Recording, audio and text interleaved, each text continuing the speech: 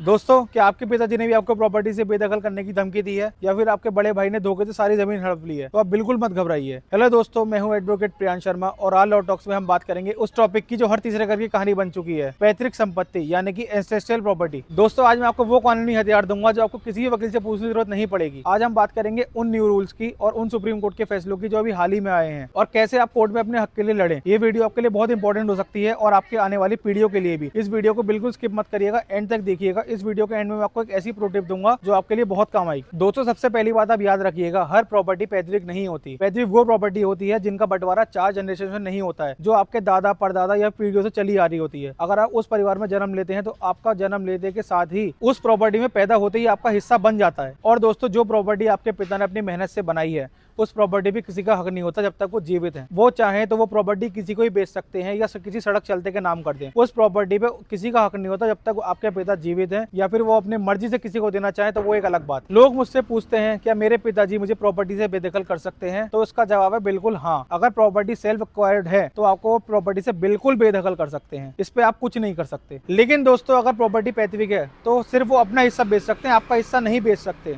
आपका पैदा होते के साथ ही आपका बर्थ राइट आ जाता है उस प्रॉपर्टी के ऊपर। अगर वो आपको बेदखल करके आपके झूठे साइन करके अगर वो कहें कि ये प्रॉपर्टी मैं अपने नाम करवा लूंगा, तो ऐसा नहीं हो सकता। आपकी ही प्रॉपर्टी रहेगी वो। आप कोर्ट में जाके कभी भी अपनी प्रॉपर्टी का अपना हिस्सा मांग सकते हैं। तो अभी हाल ही में सुप्रीम कोर्ट ने कहा है कि मॉरल ग्राउंड्स पर किसी का भी कानूनी हक नहीं छीना जा सकता। और ये पार्ट मेरी बहनों के लिए बहुत इंपॉर्टेंट हो सकता है।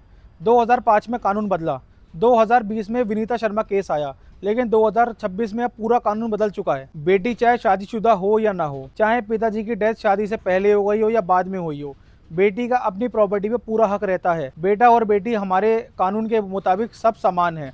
अगर भाई मिलके प्रॉपर्टी फेक तरीके से बेच देते हैं, अपनी बहन को कोई हिस्सा नहीं देते, तो हमारी बेटियों पे बहनों पे पूरे राइट हैं कि वो 12 साल के अंदर एक पार्टीशन सूट फाइल करें। दोस्तों, बहुत बार ऐसा होता है कि पिता के मरने के बाद एक भाई वसीयत निकाल लेता है, तो उसमें आप बिल्कुल परेशान मत होइए, क्योंकि कभी भी पैतृक संपत्ति की वसीयत नहीं की जा सकती जब तक बाकी हिस्सेदार तैयार ना हो। अगर आप लोगों को लगता है कि वो वसीयत फेक है तो आप उसे प्रोबेट के वक्त चैलेंज करिए। हम दिखाएंगे कि पीछे सर्कमस्टेंसेस में बनी हुई वसीयत कोर्ट भी कैंसिल कर सकता है। आइए अब हम लोग जानते हैं कि कोर्ट में एक पार्टीशन सूट कैसे फाइल करें। सबसे पहले आप अपने वकील के द्वारा एक नोटिस भिजवाइए ताकि कोर्ट को पता चल सके कि आपका कितना हिस्सा बनता है। और सबसे पहले आप उस पर स्टे लीजिए ताकि आपकी प्रॉपर्टी कोई भी ना बेच सके। अब फिजिकल रजिस्ट्री से ज्यादा डिजिटल रिकॉर्ड की वैल्यू है। गवर्नमेंट ने यूपीएल PIN भू आधार पर हर जमीन को दे दिया है। अपने मोबाइल से आप लोग NERO या फिर स्टेट लैंड के किसी वेबसाइट पर जाइए और वहां जाकर चेक करिए। अगर दाखिल खारिज किसी और के नाम पे है तो आप लोग तुरंत उस पर ऑब्जेक्शन उठा सकते हैं। 2026 में अगर डिजिटल रिकॉर्ड गलत है तो बैंक लोन भी नहीं मिलेगा और आपकी प्रॉपर्टी भी साथ साथ फंस जाएगी। तो इसलिए आप लोग सबसे पहले वेबसाइट पे जाकर चेक जरूर कर लीजिए। दोस्तों, एक बहुत ही बड़ा कानूनी जाल समझिए। अगर आपके दादाजी ने आपके पिताजी को उनकी प्रॉपर्टी दे दी है, उनका हिस्सा दे दिया है,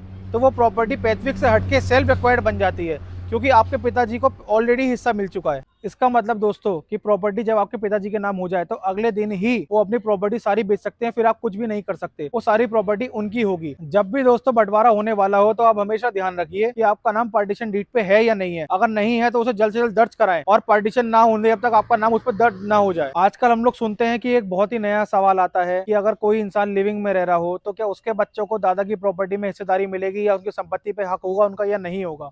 अब कानून बदल चुका है। अगर माता पिता लंबे समय तक साथ रहते हैं या फिर पति पत्नी की तरह रहते हैं तो उनके बच्चों को लेजिटिमेट फादर मदर माना जाएगा और उनका प्रॉपर्टी पर पूरा हक होगा। वो अपने पिता का जो हिस्सा बनता है पैतृक संपत्ति पर, उस पर दावा कर सकते हैं। कोर्ट बच्चों को उनके माता पिता की गलती की सजा कभी नहीं देती। कोर्ट हमेशा उनकी मदद करती है जो इंसान जागता है, उनकी नहीं जो इंसान हमेशा सोता रहता है। अगर आपके किसी परिवार वाले ने या भाई बहन ने किसी पे भी आपकी पैतृक संपत्ति पर कब्जा कर लिया है तो अब जागिए। खाली आप लोगों को 12 साल का टाइम है अपनी प्रॉपर्टी वापस लेने का। उसके बाद कोई कुछ नहीं कर सकता। अगर 12 साल निकल गए और आपने कोर्ट में पार्टीशन सूट फाइल नहीं किया या फिर पोजीशन सूट फाइल नहीं किया तो एडवर्स डिसीजन के हिसाब से आपकी प्रॉपर्टी आपके हाथ से हमेशा के लिए निकल जाएगी, फिर आप कुछ नहीं कर सकते। इसलिए देर मत कीजिए, आज ही उठिए और अपनी प्रॉपर्टी के लिए अपने लिए एक्शन लीजिए। दोस्तों, अब वक्त है आज की मेगा प्रो टिप देने का। मेरी एडवाइस ये है कि कोर्ट जाने से पहले आप लोग अपनी फैमिली में बैठ के सेटलमेंट करने की कोशिश करें। वो कोर्ट जाने से बहुत सस्ता पड़ेगा और आपके सारे खर्चे बचेंगे उससे भी। आप एक जगह सब लोग बैठ के अपनी फैमिली को समझाइए कि वही सेटलमेंट करने में सबका फायदा है। ये आज की बहुत ही इंपॉर्टेंट प्रो टिप है। प्रॉपर्टी के चक्कर में आप अपने रिश्ते मत खराब करिए, लेकिन अपना हक भी मत छोड़िए। अगर आपको ये वीडियो अच्छी लगी हो तो प्लीज लाइक करें, शेयर करें, मेरे चैनल को सब्सक्राइब करें और देखते रहें law talks with advocate Priyansh. Thank you.